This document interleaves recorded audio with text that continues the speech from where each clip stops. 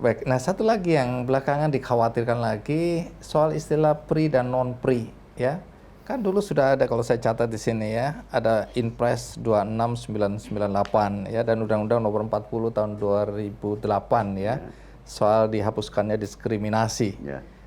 soal ini. Tapi ini belakangan muncul lagi pri dan non pri ini kemudian dibenturkan lagi. Jadi bagaimana kita harus bersikap terhadap kondisi seperti Kita ini? kembalikan di mana kita dilahirkan.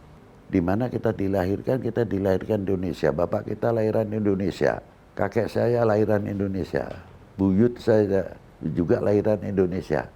Mau dibedakan dari mana? Sulit. Tinggal kita kesadarannya. Kita mengaku, ya Bapak bangsa apa? Saya Indonesia. Jawa. Boleh keturunan Arab. Oke. Bapak, oh saya Indonesia. Kakek saya juga di Indonesia kok. Tapi saya keturunan Cina, keturunan bukan kebangsaan. Mestinya di sini kita harus Sama-sama pribumi.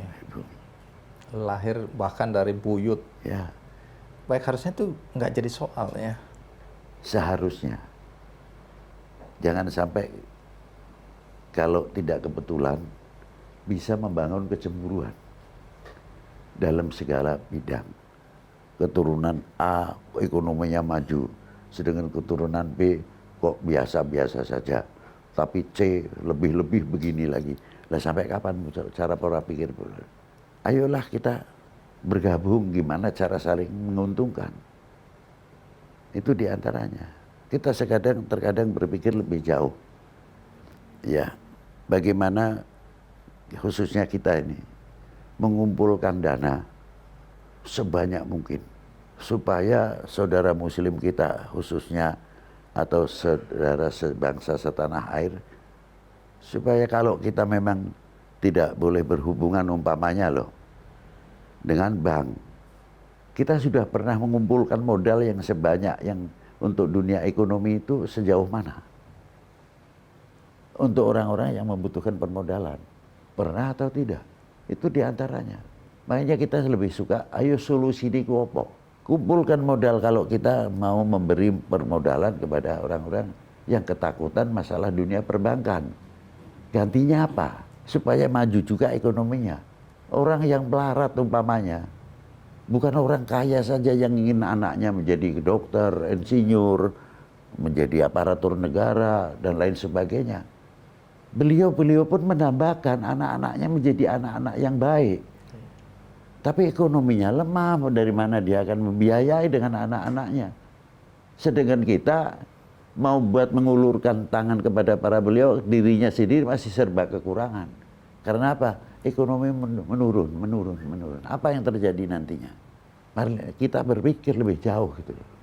Habib, dengan adanya konflik-konflik yang terjadi belakangan ini ya, apakah antar agama, suku, banyak orang memprediksi Indonesia ini ke depan akan terpecah-pecah, hancur.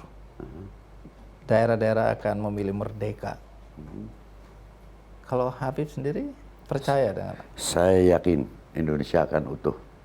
Dari mana keyakinan itu? Keyakinan itu sudah dibuktikan dengan adanya pahlawan-pahlawan semuanya yang ada dan ikut andil besar dalam memerdekakan bangsa ini. Yang menjadi pertanyaan, andai kata menjadi kerajaan-kerajaan kecil-kecil, ekonominya dari mana? Apa dikira mendirikan pemerintah itu mudah? Toh juga dia akan berhubungan dengan ekonomi luar negeri, bisa saja. Mau muslim atau non-muslim, yang penting untuk memajukan wilayahnya. Mau ngomong apa? Belum itu pertahanan, soal militer. Sudah sejauh mana kekuatannya? Ini logika loh. Dan yang terakhir, apakah kita rela negeri kita ini tercinta ini pecah belah? Pasti saya jawab, tidak. Indonesia harus utuh. NKRI harga mati. Baik. Belakangan ini juga lagi-lagi di media sosial, maaf ini Habib, karena yang ribut selalu di media sosial ya, soal hujatan-hujatan, ujaran-ujaran kebencian ya kepada pemimpin kita, presiden. Nah, di dalam pemahaman Habib sendiri, bagaimana menempatkan seorang pemimpin? Ini bukan cuma presiden, di segala bidang, segala strata, bagaimana kita menempatkan seorang pemimpin? Pemimpin itu kayak cermin. Yang bercermin pakainya kopiah putih tidak mungkin yang di dalam cermin kopiahnya hitam. Yang bercermin kopiahnya hitam tidak mungkin di cermin kopiahnya putih. Artinya apa itu? Yang bercermin pakainya belangkon tidak mungkin kelihatannya sorban. Yang bersurban juga ketika bercermin tidak mungkin kelihatannya belangkon. Artinya cermin membuka lapangan semuanya. Yang bercermin mau kopiah hitam, mau belangkonan, mau bersurban, menjadi contoh yang baik untuk siapa yang bercermin. Itu contohnya simpel aja, kecil-kecilan. Baik, pertanyaan terakhir.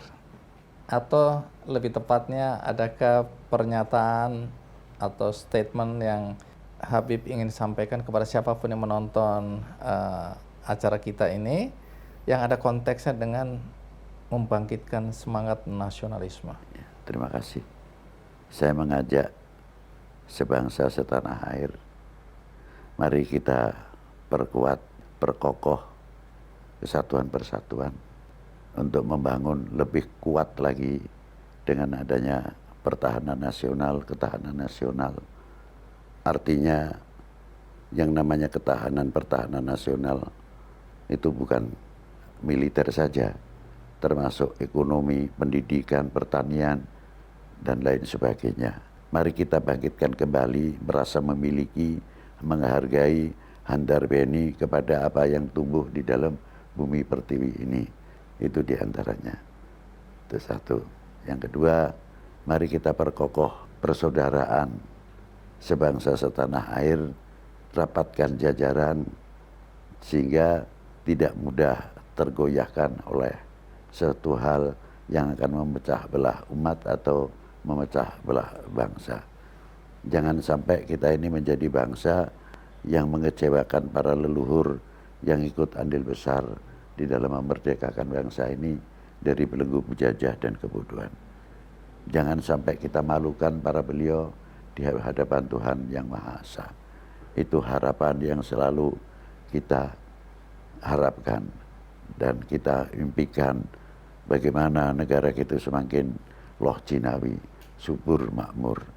Karena tugas kita, PR kita masih banyak untuk memajukan regenerasi ke depan, pembekalan apa yang harus kita berikan kepada anak-anak kita sehingga menjadi penerus bangsa ini yang siap untuk menjawab tantangan umat dan tantangan bangsa. Itu harapan kita khususnya. Terima kasih. Terima kasih Habib Lutfi ya. Demikian acara KKND Special Guest dengan Habib Lutfi bin Yahya, dan semoga ini bisa memberikan kontribusi kebaikan untuk kita semua. Tapi sebelum kita akhiri, saya ingin mengajak Anda untuk berbuat baik dengan membantu sesama. Cukup dengan mengklik benihbaik.com. Di sana ada Pondok Pesantren Darul Quran Al-Munawarah yang berdiri sejak 2019, berada di daerah pedalaman yang terpencil di Kabupaten Kuburaya, Kalimantan Barat, yang membutuhkan dukungan Anda. Jadi kalau Anda punya hati, punya keinginan untuk membantu sesama, Anda bisa klik benihbaik.com dan membantu melalui donasi. Bagi Anda yang tidak mengikuti episode ini dari awal, jangan khawatir karena ada cuplikannya di YouTube KKND Show dan ada tayangan ulangnya di metrotvnews.com. Dan terakhir, bagi Anda yang menginginkan buku ini, caranya mudah, tinggal ikuti undiannya di Twitter, Facebook, dan Instagram KKND Show. Semoga wawancara ini, ngobrol-ngobrol dengan Habib Lutfi, memberikan banyak manfaat